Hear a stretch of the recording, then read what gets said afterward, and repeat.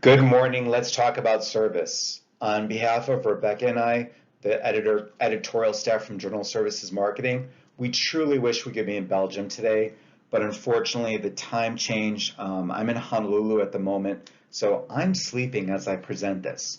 But let's take a stab at answering this question from a JSM perspective. Societal changes in service research, how to make the world a better place.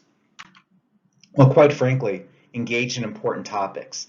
These are the topics that are really impacting services right now. And again, when I say they're important topics, understand that a lot of these are from my perspective and Rebecca's perspective, from the United States, from Australia, and from industrial nations. The post-COVID marketplace is not the same as the pre-COVID marketplace. I think that's clear. Global supply chains are increasing our zones of tolerances. Stock outages in both the United States and Australia are now commonplace. Many service organizations are confronting major employee staffing shortages, leading to companies having to turn to technology not for something exotic, but for importance. What do I mean by that? Well, many restaurants here in Honolulu are actually using robots commonplace because they can't find labor. Well, what's going to happen as technology dominates the customer experience is that we have fewer human touch points. And what does this say about the future of relationship marketing? Is it really as essential as it was when humans delivered the service? In industrial societies, major cities, especially in the United States, we've always talked about disruptive customers, but now we have criminal gangs that are impacting retail environments in San Francisco, Los Angeles, Chicago, New York, our major cities. Consumers are concerned not only about COVID, but about their physical safety as they enter the marketplace. The discipline's foundational theories and frameworks never considered these realities. Let me give you the best example. Pre-COVID, a stock outage was considered a service failure. Today, it's basically the norm. This presentation is based upon a call to service research that Rebecca and I put together in the JSM volume 36, number 8, where we developed 10 research priorities for 2022 through 24 that we see as critical. And we created these priorities by drawing first and foremost on practitioner press to formulate the priorities. We want to engage in research that's interesting, timely, and relevant, because new directions are called for this. Our new research directions are critical for this new service marketplace. So, research topic number 1, supply chain and staffing shortages. This is real. In fact, consumers are being called backup planners. What does this mean? Is that consumers are entering the marketplace and they are finding shortages of goods and services. They're entering restaurants that are closed because there are no employees. They're going into retail environments in which they cannot find the physical goods. Customers are delaying purchases or they're changing their shopping habits. They're paying price premiums. They're engaging in search. They're buying secondhand. They're doing it yourself. They're even refraining from consumption. In fact, many retailers in the United States no longer carry in-store inventory because of worries about crime or the fact that they don't even have to carry any more inventory. Stores like Bonobos and Blue Nile in the United States are two prime examples from menswear and from fine jewelry. What this means from a theoretical perspective is that our foundational theories, such as service quality, expectations, zone of tolerance, etc., are all based upon the premise of ample stock and staffing levels. Prior to COVID-19, inventory and staffing shortages would have been considered as service failures. Today, they're commonplace. If the customer in-store experience is impacted, will they return to a physical setting? And although I'm not saying that we need more additional studies in ServQual, you've got to almost think about how do consumers perceive service quality with all of these outages and staffing concerns. From a frontline perspective, we know that employees are suffering from chronic stress. They're overworked, they're underpaid, and in many cases, they're quitting their jobs. Sustainability. Clearly, everyone is talking about this topic. Now, brands and manufactured goods have always had a focus on sustainability, and consumers expect brands to proactively take a stance towards lowering their carbon footprint. But service industries to date have really been on the sidelines compared to consumer goods. What we're looking for is understanding if sustainability, and is it a driver of service quality, which we think it is, but we need more research in this area, more specifically looking at reduce, reuse, recycle, and recover as drivers of perceived service quality.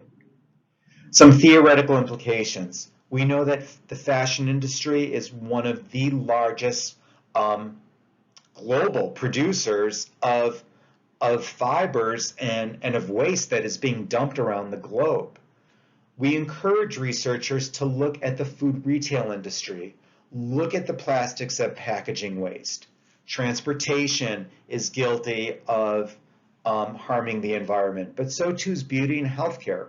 The tourism industry has really been on the sidelines also of sustainability. So what we're asking for is, do consumers value sustainability efforts and services? I think this area is wide open for research. You can look at the classic service profit chain and this time put the 4 R's into the service profit chain. Where does it fit in? Is there a price premium or brand equity boost associated with service sustainability? Older consumers and digital technologies. The idea that older consumers don't know how to use digital technologies, let's face it, that ended with COVID. If you look at our JSM special issue 35 number 1, Volker Kupelweiser and Phil Klaus did an excellent job of putting together some key articles on this topic. Older consumers have tended to shun away from digital technologies prior to the pandemic. We get that.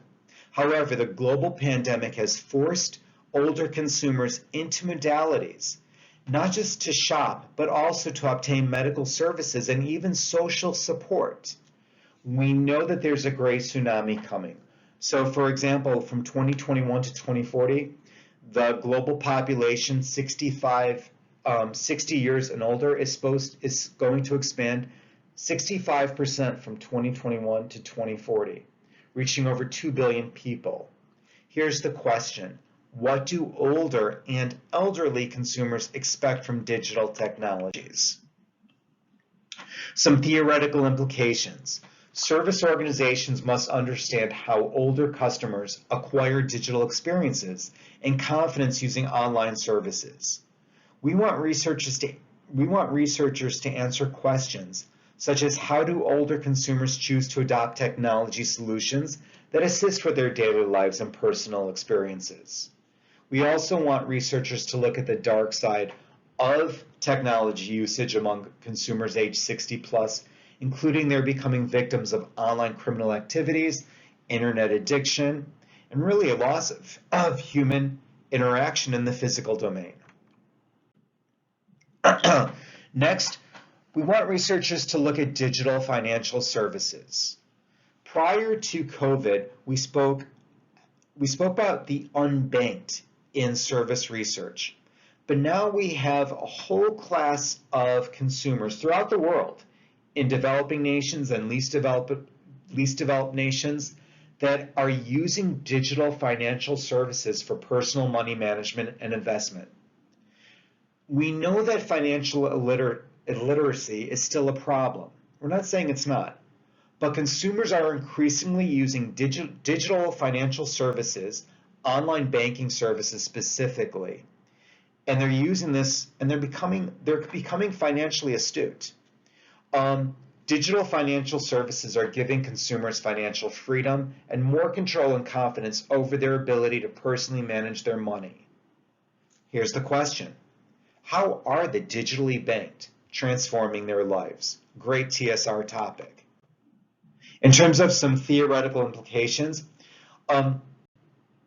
JSM just published a great article on robotic advisors, And there's a group of people that would rather take advice from a robot regarding their financial portfolios than a human.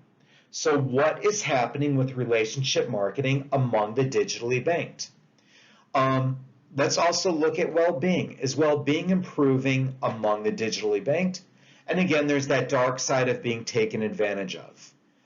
We can look at service design, customer journey maps, service blueprints. All of them are depicting digital customer to organizational touchpoints.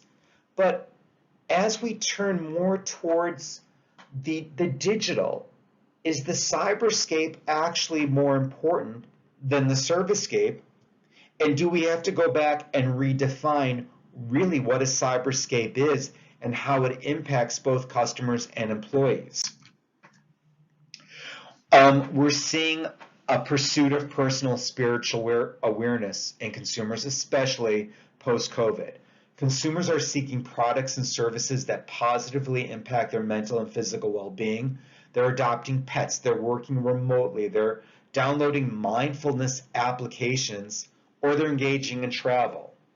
Service organizations need to consider how they can link their services to this human need for social support or to meaningful experiences. More specifically, here's some theoretical implications. The new third place.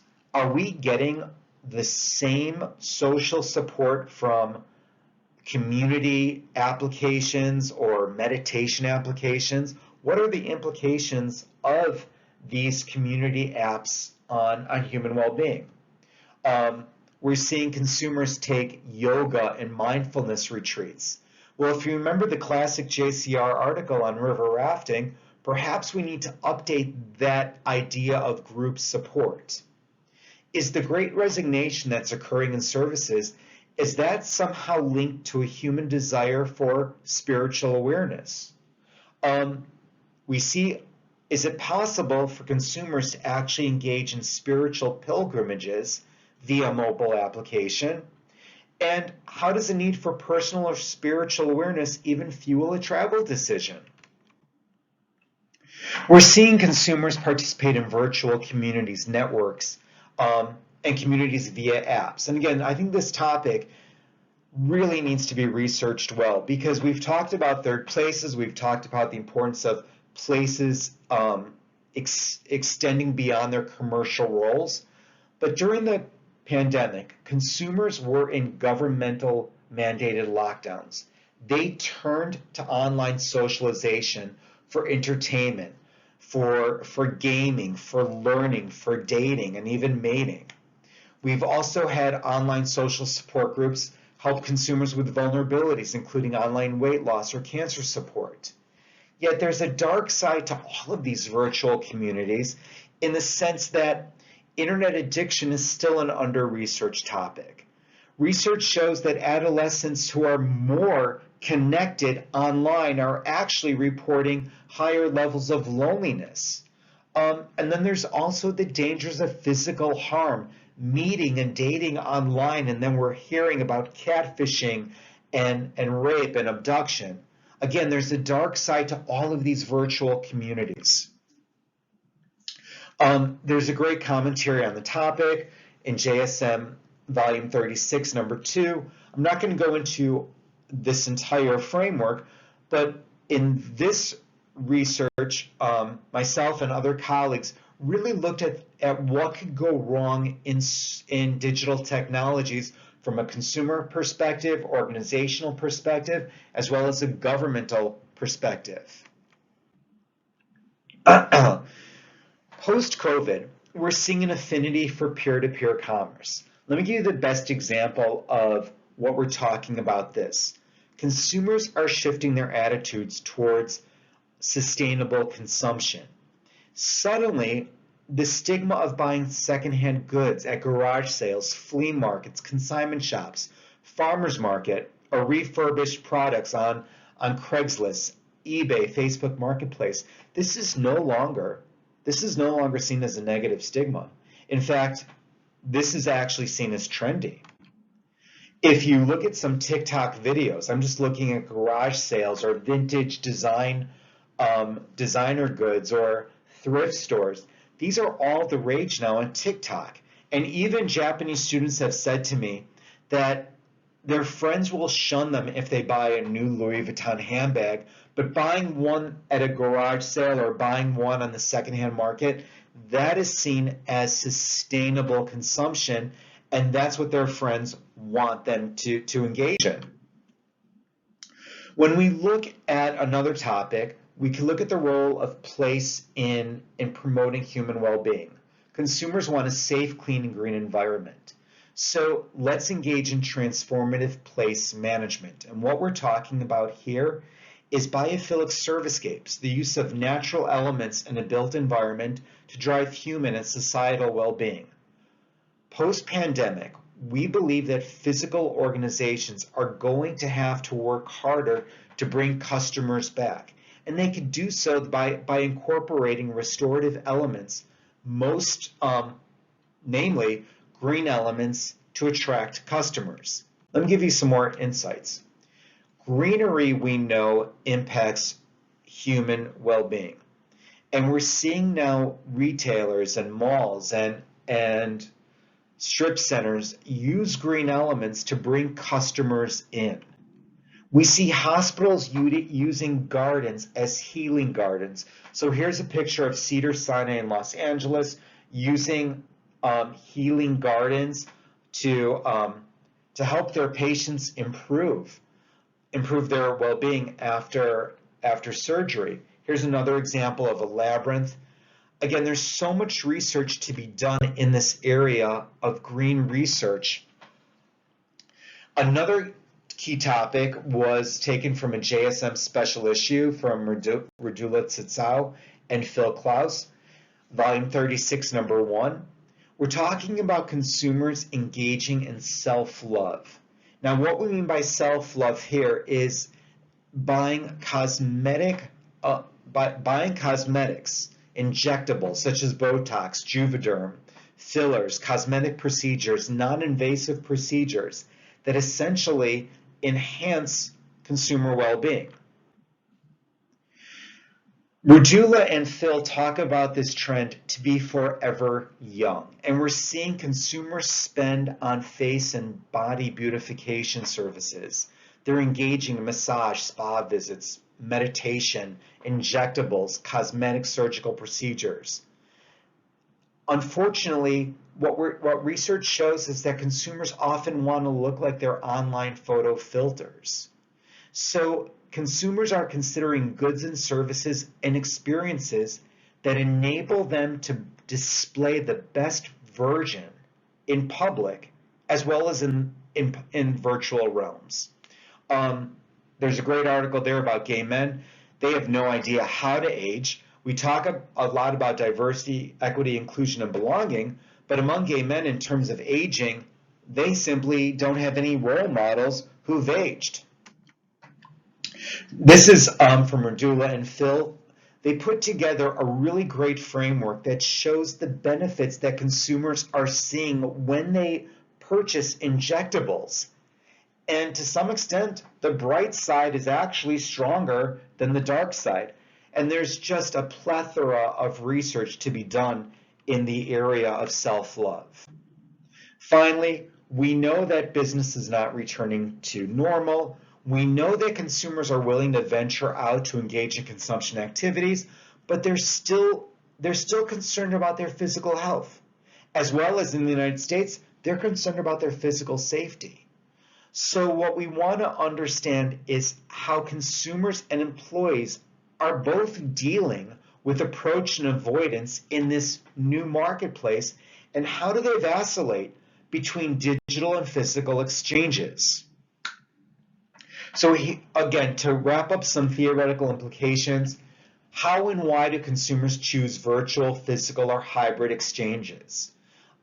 If you look at customer journey mapping post-COVID, the cyberscape, we believe, is taking over in importance over the servicescape.